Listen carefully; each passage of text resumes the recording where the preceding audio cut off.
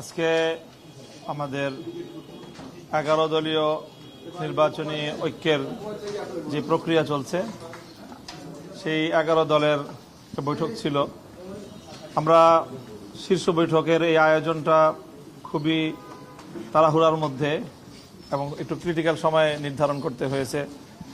নেতৃবৃন্দ দেখা গিয়েছে অনেকেই সারা রাত এগুলো নিয়ে দৌড়ঝাঁপ করেছেন, আলোচনা করেছেন। তো রাতের গভীরে সিদ্ধান্তটা ফাইনাল করতে হয়েছে এবং সবাইকে সময় মতো অবহিত করা সম্ভব হয় নাই। তো সেই হিসাবে এই জায়গাটায় একটু গ্যাপ ছিল, সবাই সময় মতো উপস্থিত হতে পারেনি। এরপরেও আমরা ম্যাক্সিমাম প্রায় 10টা দলই এখানে উপস্থিত হয়ে এই বৈঠকটা আমরা সম্পন্ন করেছি।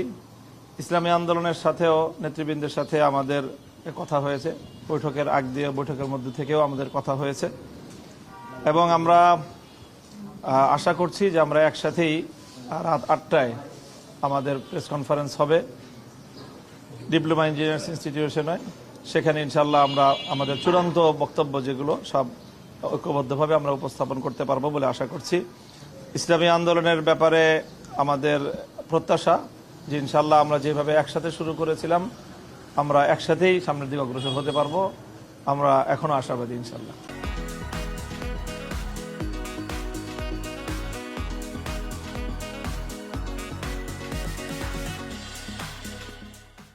এই বিষয়গুলি আমরা অফিসিয়ালি এখনো পরিপূর্ণ ফাইনাল করছি না, যেহেতু আমাদের রাত 8টার সময় আমাদের প্রেস কনফারেন্স আছে।